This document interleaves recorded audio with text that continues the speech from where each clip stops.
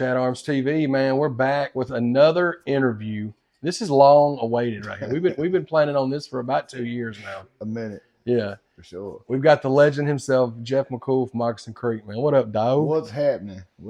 Man, not much, man. Y'all, everybody's up here doing the networking with the country rap collaboration project, and what better way for us to do your interview while we're all chilling and kicking it? And we just want to get the Jeff McCool story, man. It's a crazy one. I've heard bits and pieces from what you've told me. It's different, and I'm excited about it, man. So, well, I literally from the moment I was born been messing shit up. mm-hmm. Like legit. Like my dad was a school teacher and high school football coach. And back in the day, you had to drive the bus as the coaches to away games. You didn't have bus drivers. Yeah. Dad drives over to Gainesville, 45 minutes from where we are. Mom goes in the labor, has me. So they get word over to Gainesville that I'm being born. So he gets my grandfather to drive him back. Yeah. I'm born. Next thing you know, they getting phone calls. He had the bus keys in his pocket, so the football team stranded over Gainesville all night. So I've been a problem since I came out this bitch. You know what I mean? It's like from step one. Now I grew up in a little old cow town, little Georgia Pacific paper mill town, northeast Florida. Mm-hmm. My older cousin Matt, who I looked up to a lot, he got me into hip hop. He was a big Dougie Fresh fan, you know, like back when the Get Fresh crew came out, Big Daddy Kane, all that stuff. So I kind of grew up around. I mean, all the way back to the Fat Boys and everything. You know, like enjoyed it. But I was just an athlete, sports junkie in a small town. You know, that whole thing. Went off, did the college, played ball, and I always kind of would come back to Florida. That's where I was from. You know, come back. I coached at the high school and did this, that, and the other. And man, long story short, all that in between, there was a lot growing up. But what was it like growing up? Yeah, it was cool. It was very, very close knit town. Like I was lucky, like being the athlete and my parents both being teachers and in the area. Like we knew everybody. Town of 15,000, 18,000. So I tell people all the time, the easiest way to explain it was on Thursdays, I was in the project getting my hair cut for every Friday night football game where I was playing football. On Saturdays, I was playing golf with the country club crowd. On Sundays, I was fishing with the rednecks. Mondays, I ran with the roughnecks. And then Tuesdays was family time. Wednesdays, I was at church and we repeat the whole thing. Right. You know, so very eclectic mix. Yeah, and it wasn't like it was something I strived to be. It's just how it was back in the early 90s, late 80s. Like everybody was everybody. People were people. It was just a different time. And I think the sports background was what brought me into so many different types of culture, basically, like knowing where other people come from and what they do. So that's it's like I grew up in a hip hop family. I mean, a hip hop environment as far as what my friends and everything listened to. And then at the same time, my babysitter's mother was actually in the plane crash with Skinner. So she was a Rockette with Skinner and actually in the plane crash. So it's like all these weird connections with music, Southern rock, hip, the Southern rock history being in the town we were in. All that was created right there in the area in Orange Park, Jacksonville, blah, blah, blah. All these music, it's really weird how the world works because I had no musical talent, no musical ability, no interest in music whatsoever. But I always found that every weight room I was in, music's blaring. Every game you at, music's blaring. Everywhere you at, it was always this music. So it wasn't until I was in like my late 30s that I understood how much of an influence music had been on raising me. You know what I mean? It's just been a really weird cycle to get to where I'm at. But as far as that small town goes, knew everybody, which was a good thing and a bad thing. I probably got away with a lot of stuff I shouldn't have. I probably got treated a little harder for some things because of who I was. It's like but that's the things you adapt to. So anyway, I left there, went to University of Cincinnati, played football. Ended up transferring back to a junior college in Florida, in my hometown, played baseball in college. And we left there and went and played more college football and did the arena football thing, did all that. Had no clue what I wanted to do. And came back to Palatka and got in the school system, started teaching, got into the wrong crowd, got into the whole drug thing, went down the wrong path. And anyway, I was selling flooring and it was my passion. I don't know what people have weird passions. I was selling floors, loved it. A drunken karaoke night with some buddies, doing Beastie Boys, "Fight for Your Right." Never forget it. Mm-hmm. You know how they used to have the little monitor like right in front of the stage, and big chick was out there dancing. I couldn't see the words, and I just started just throwing all some sand pits, mud type, blah blah blah, just freestyle shit, just playing around. I ain't never done nothing with it. And that night, seriously, it's it's so funny. We're at Arnold Steakhouse in St. Augustine, Florida. But after I was done, some dude said, "Hey man, I like that old country rap shit you was doing. What are you talking about?" He said, "Come here." He walked me out to his truck and he puts in a blank burnt CD, and it was Colt Ford's song "Ride Through the Country." Colt had just started. Nobody had heard of any of this stuff. And I said, "Oh, I'm gonna do that." And legitimately, like 2 days later, called my boy that had a studio in Gainesville that I grew up with. He's known me all my life. Knows I was a sports head, knew nothing about music. I said, "Dave, I need to get some studio time." He's like, "Cool, you got one of your boys coming through or something?" I was like, "Nah, it's for me." He's like, "What do you mean for you?" I said, "I'm gonna start country rapping." He said, "What the fuck is that? Like, you're what?" I'm like, "For real." Yeah. So I legitimately went over, bought some studio time, walked in. I was lost as last year's Easter egg, didn't have a clue. Yeah.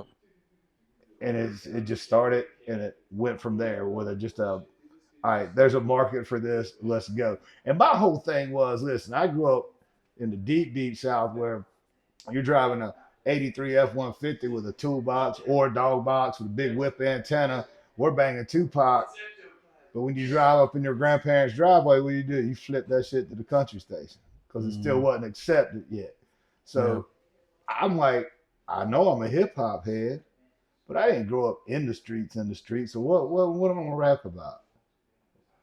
Trucks, mud, hunting, shit that we knew, you know. And then when I saw that Colt had started doing it, obviously, man, and on that whole thing, you gotta go back. I mean, Cowboy Troy was prior to that. And they tried to make it mainstream. It was too early. Like it had always been a thing. Because see, people always ask that question, like, who started it?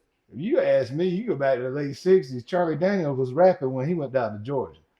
Facts. You know what I'm saying? Facts.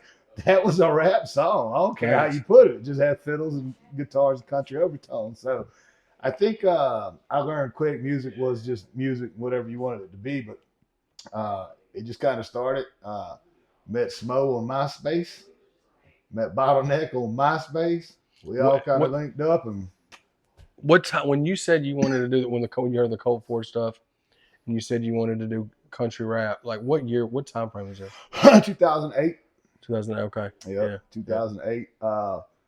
And then it was crazy, man. I think everybody must have had the same, you know, that CD started getting pushed around. He had a couple things that it was just so different, you know. And because was it the Biscuits one, Biscuits album? It might have been. I think it was actually it might have been like a demo prior to that. Got out. You know, it was so new because he had already like, I think he was doing stuff with Bone Crusher first, if I'm not mistaken. Like he was on like Tonight Show or one of those doing like he was rapping. Then I'm like, let's go to this. I could be wrong on that time frame. Right. Yeah. General. Right. But what was unique to me was it was neat because it happened so quickly. It was like, oh man, I heard about that. Went to the studio, and the next thing I know, you know, I heard about Bottleneck through MySpace, and then and Bottleneck said, "Hey, I got some buddies named Georgia boys that are," and then and it was like the main 5 or 6 MudBog heads that kind of the real like and they ain't gonna take offense to it either. I'm gonna say like at the time, what up, big dog? At the time, what up, LJ? It was generic because it was new. Nobody knew anything about it, but it all 5 or 6 of us kind of at the same time. I was like, huh, there is a definite market for this. Right. And so I grew up enough around the culture, the hip hop. When I say culture, obviously I'm referring to hip hop. So I grew up around the culture enough in the athlete world, in the locker rooms to hear that, you know, so many mixtapes out of the trunk, you know, this, that, and other to get it out. You remember them days? Oh yeah, for sure.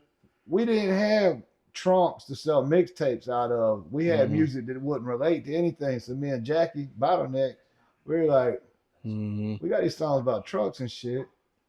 Let's go to these MudBogs that we So that's where that came. Okay. MudBogs have been around for 100 years. Right. But my theory was, all right, these places charge $25, $45, $50 a head to come in all the time. Let's go out and start slinging CDs. We sling them, and you see them get slung and slung right out the door right after they heard them shit too, because it was so bad, so new, nobody knew what to have. No, it was different. Right, it was different. Then it started catching on a little bit, and it was adapting to their culture. They're like, wait a minute, this dude just talked about catching a 12-pound bass on a rattle trap. I do that, but it's on a trap beat. Like, it's just something different, you know. And so we started doing that whole thing, and then it hit me. I was like, dude, these MudBogs charging so much for these people to come in and ride. I bet if we talked them into having a concert and we did it for free, they saw how many people we brought out. Yep.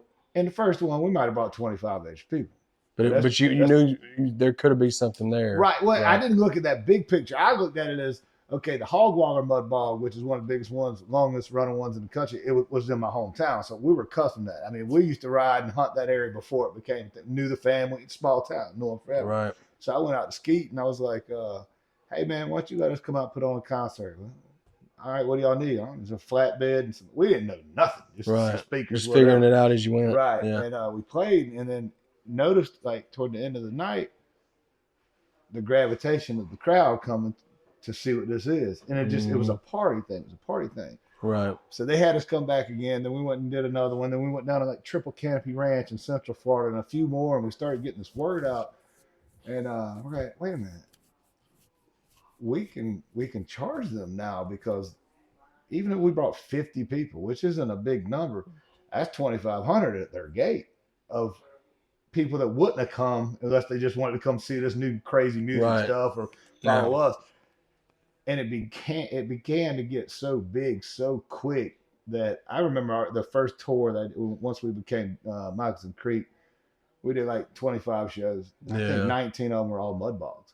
And so I was at the forefront of that. Right. Yeah. Well, I mean, in all honesty, like, the MudBog thing's been around, but Bottleneck and I created the wrapping around music thing. And Smo was a part of that too, because he did some of those shows. But we had convinced them, hey, listen, you know, people will come out to watch this stuff. And then it got to the point where, shit, you'll see Brantley Gilbert playing MudBogs. You'll see, because some of these MudBogs now bring 25, 30,000 people. Oh, they're huge. Yeah. And that's why I tell Justin, like, I mess with him, like, yo, you took that thing to a whole nother level with the party stuff and all this kind of shit.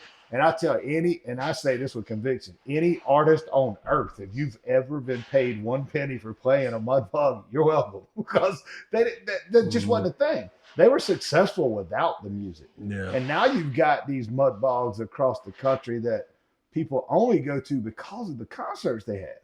You know? They don't care nothing about them. Yeah. There's a, for instance, there's a giant one of the Rednecks with Paychecks out in North Texas. And they only do 2 events a year, and they draw 35,000, 45,000. It's crazy. Oh, wow. Nuts, right? It's like an NFL game or something. It is. And about 15 to 20% of that crowd goes for the weekend concert lineup only. You know, some of these people aren't into the $20,000, $30,000 worth of buggies and ATVs and all that stuff, which, you know. They just want to come. Yeah. Right. And so that was cool. It was like to see where it got from that. And then, you know, the Lax Georgia boys and all. I can remember vividly Shannon Hutchins, you know, Average Joe's sending an email one day. He was like, bro, what are these MudBogs? How are you playing them and how do we get in them?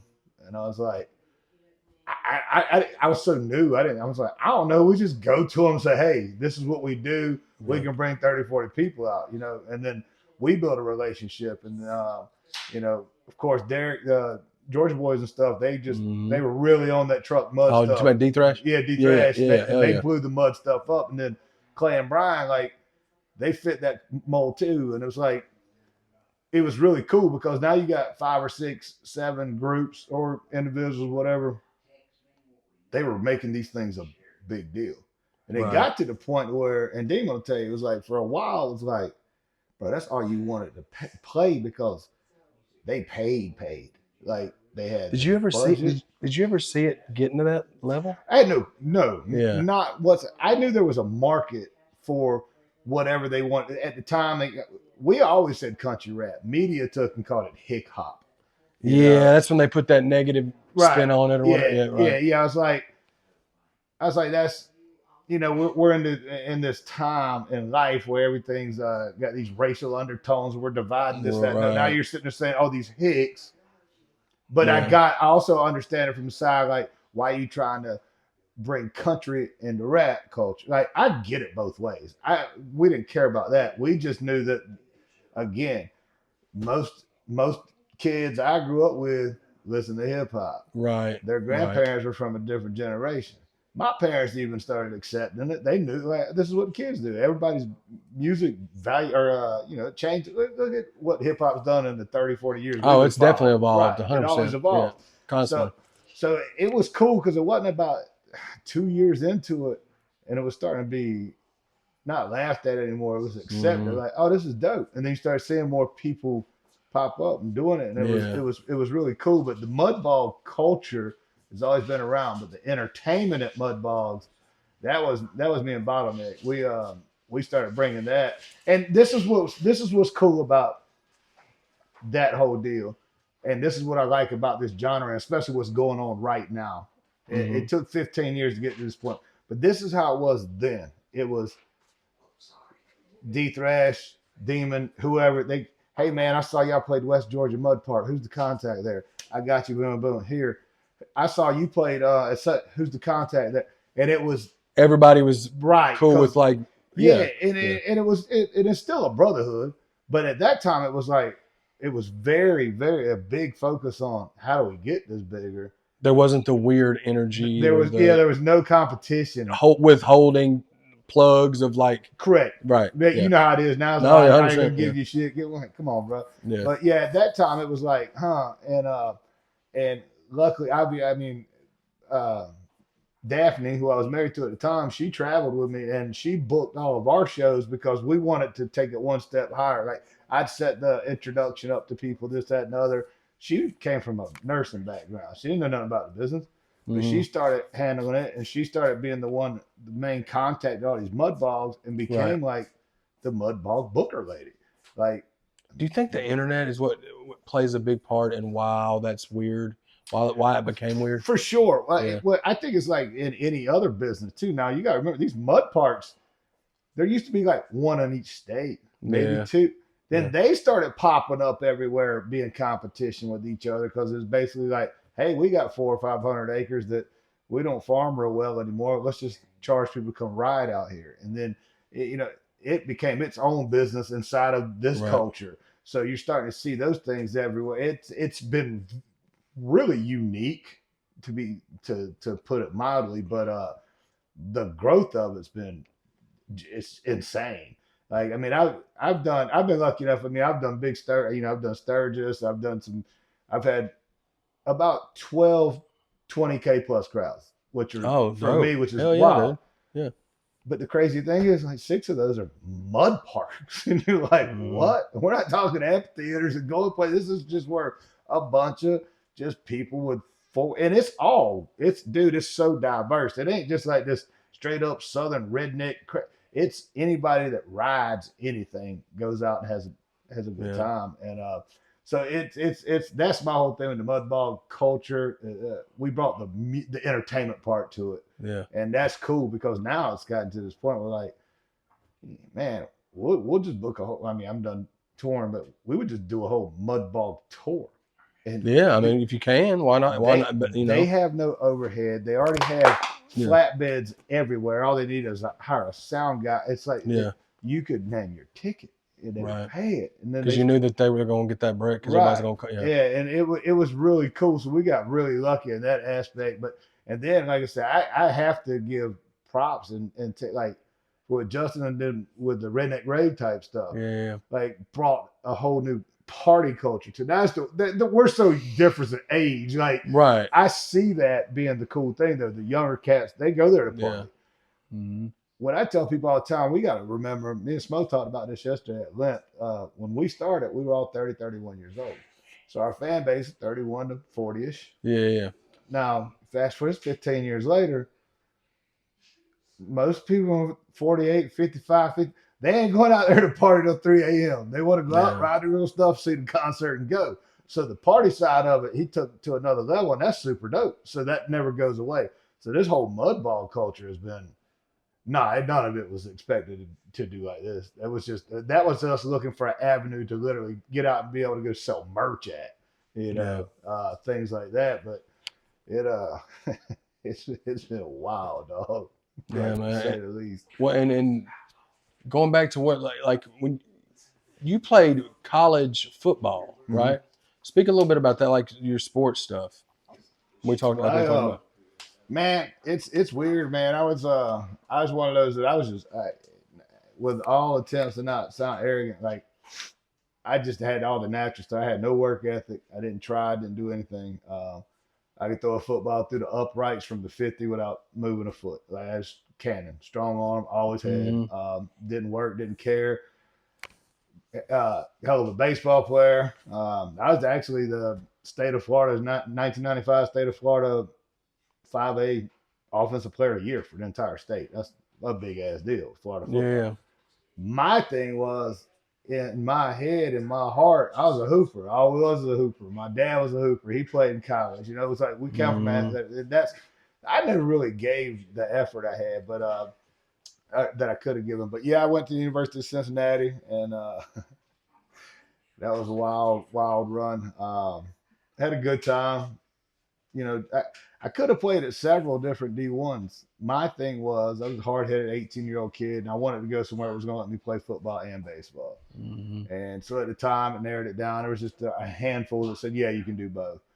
And as I saw and got older and understood how it all worked, I remember my first spring in Cincinnati, baseball season rolls around. I'm like, yo, coach, I'll be 2 weeks late in the spring practice because baseball season's starting. He just looked at me and said, you're on a fucking football scholarship. You don't play baseball. I'm like, so no, you told me 6 months ago. You know, it's like, Hmm. I realized then before all this NIL stuff that's going on, it's always been a business. It's always been, Yep. we're going to tell you what we want to tell you to get you there.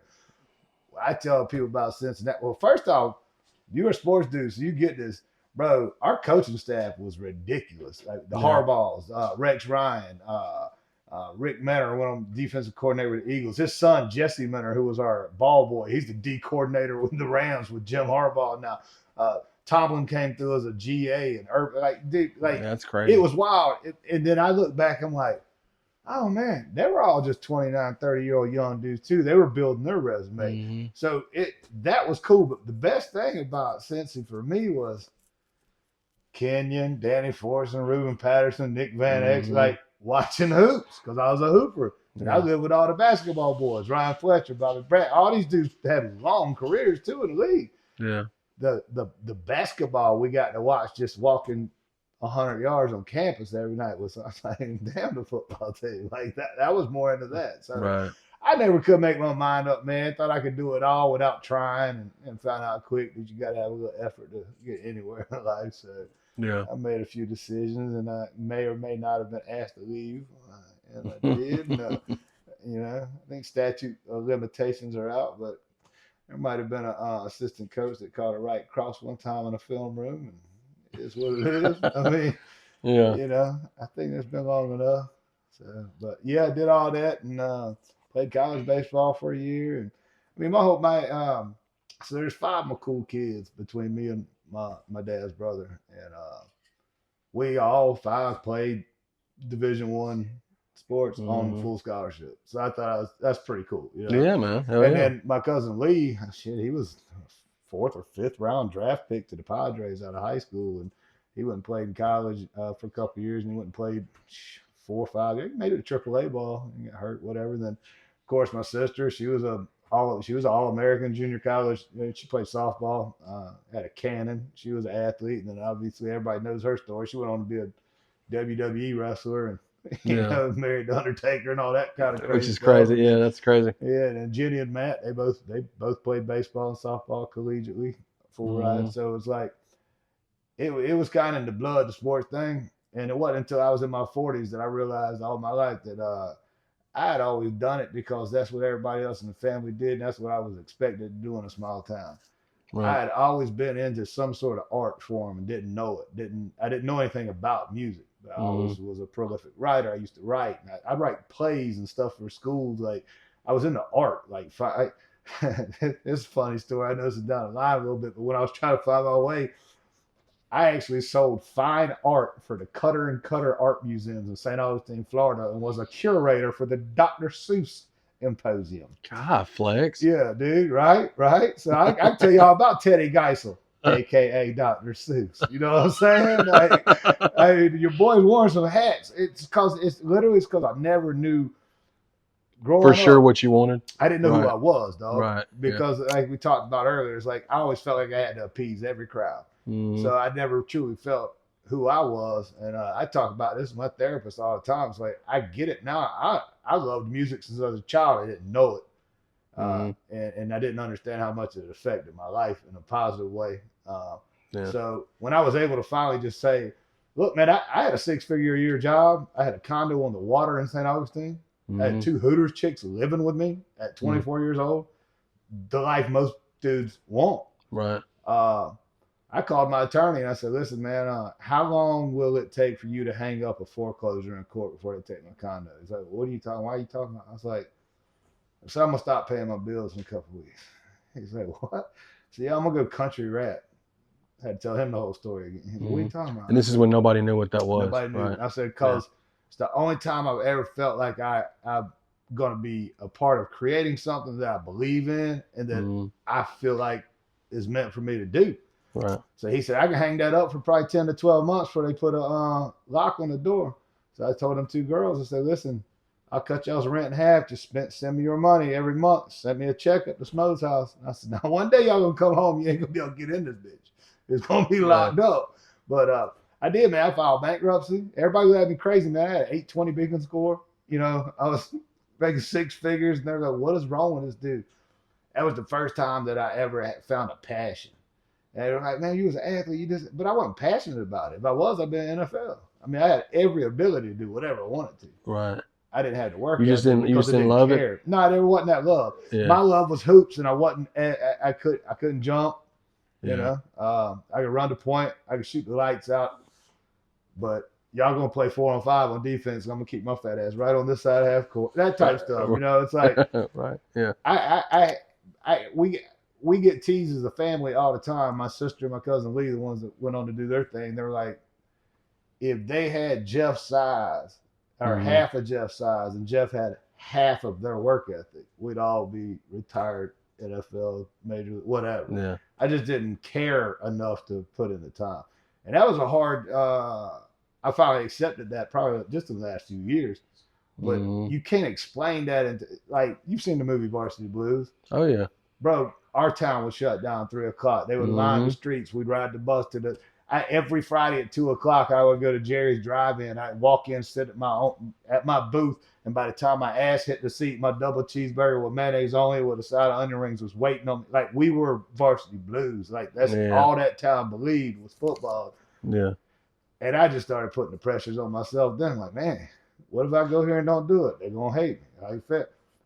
You don't realize until you're a grown man, they're like, oh, man, everybody in this town is just excited as shit to have somebody get out of here and do something on that level.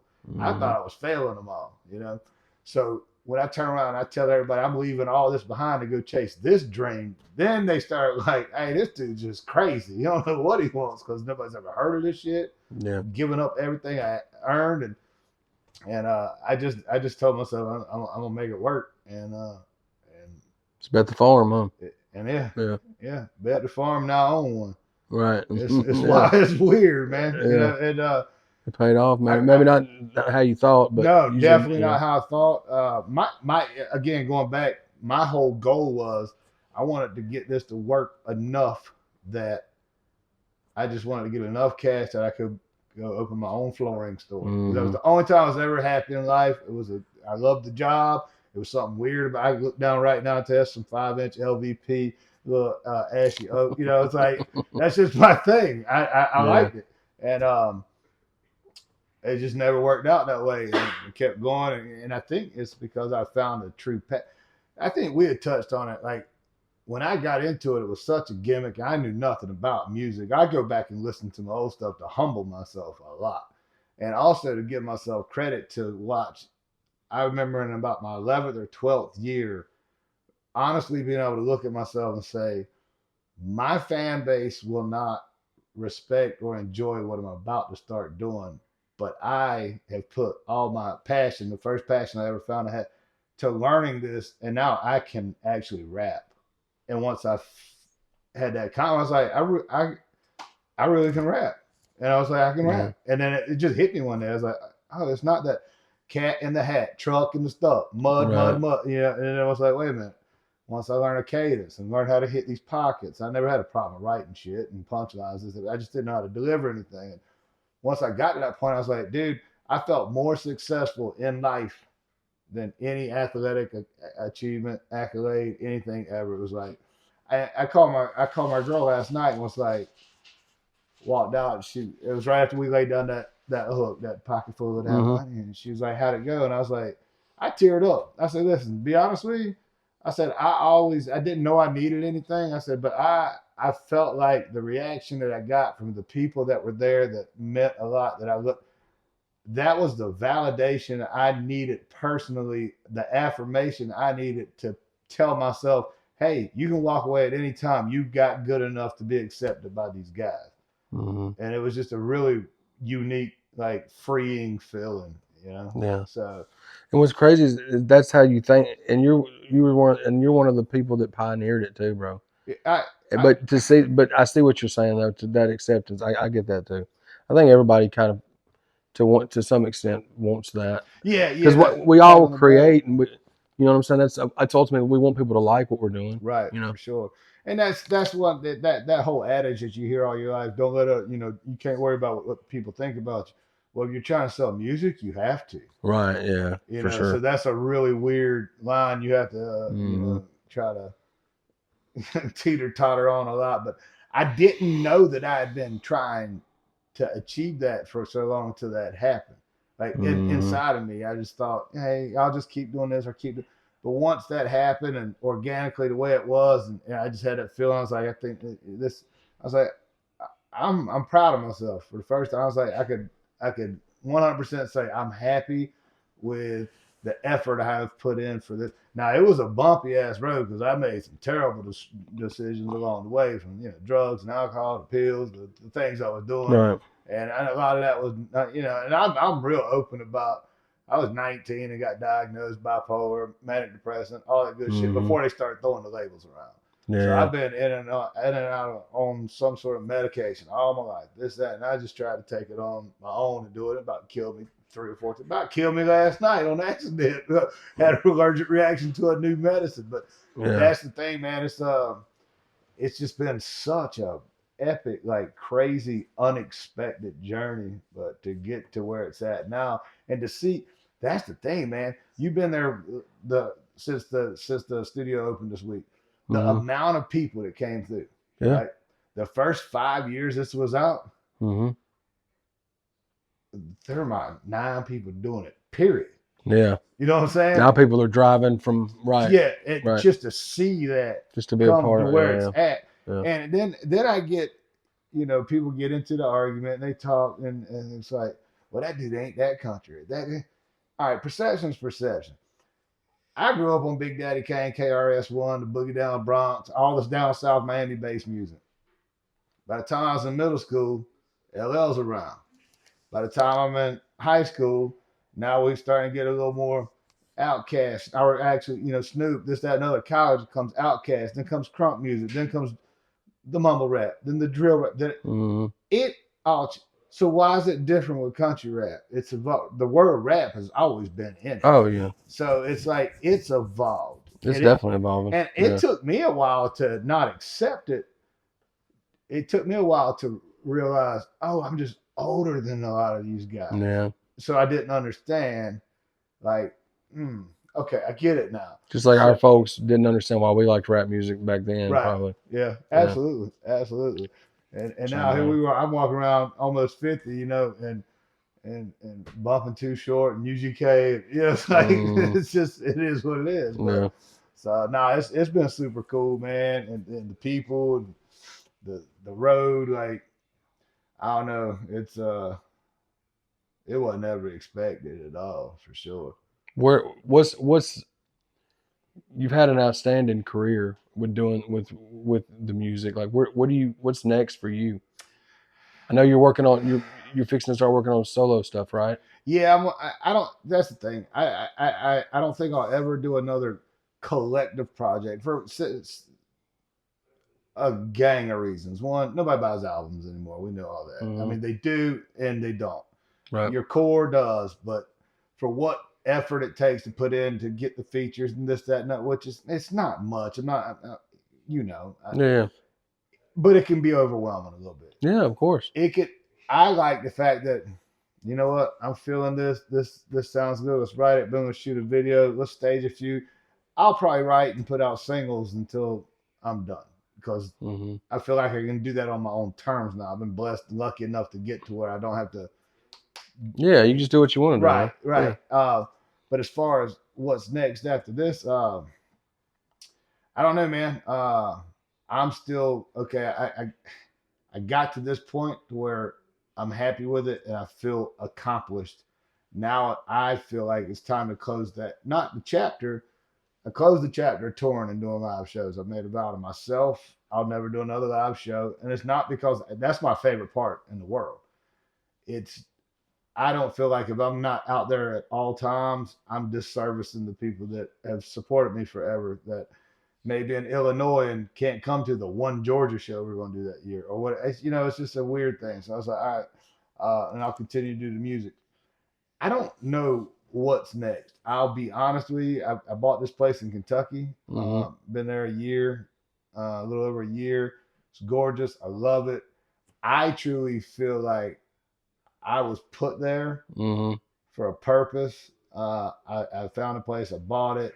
It was like God's plan said, you need to be here by yourself, own all this property, away from everybody, to really learn and figure out the things inside of you that you need to figure out right now. Yeah. And it's made me realize a lot of important things, a lot of things that aren't important that I've been dwelling on forever. Without a shadow of a doubt, I don't know if it'll be next month or 3 years from now. I'll be back in North Florida because I haven't felt like I've been home since I left because I was Mm-hmm. always on the road, was always somewhere.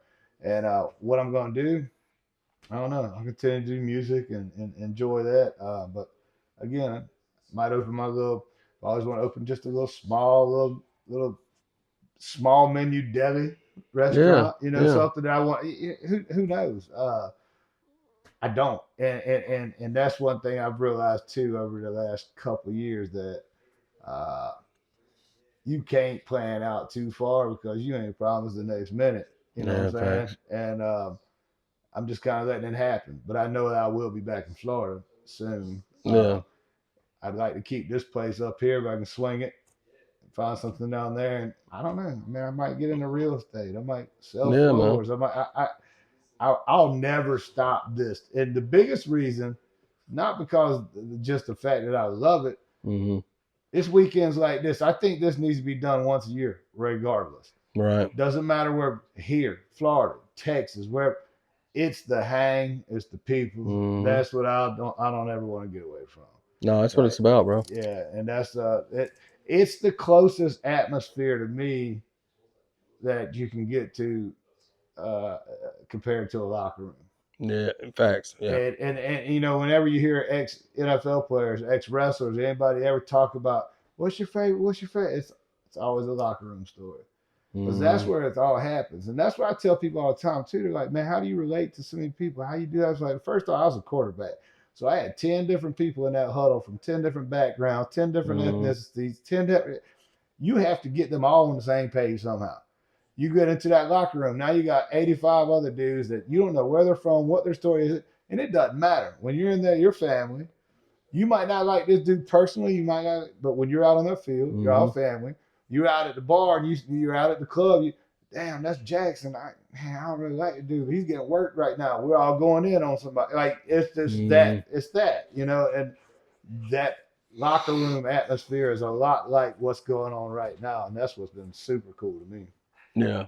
Well, dude, this has been dope. I know we're gonna be doing more footage with you, like Y'all got to come up to the farm. That's what we'll do. We'll get you. That's when we'll start getting into the stories. Yeah, and all that, that. And I'll get you into the story on what we're really trying to do out there with my natural spring on the property. Hell yeah, dude. Bottling a little something.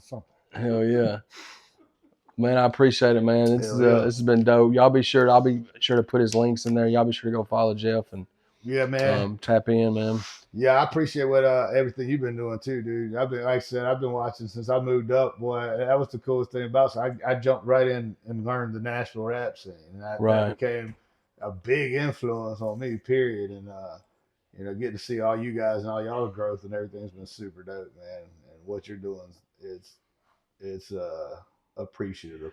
I appreciate it, man. For sure, dude. Well, for sure. Thanks again, brother. We're gonna keep working, and y'all be sure to subscribe to him, man. Yes, sir. Jeff McCool, Moccasin Creek, ChadArmesTV. Man. So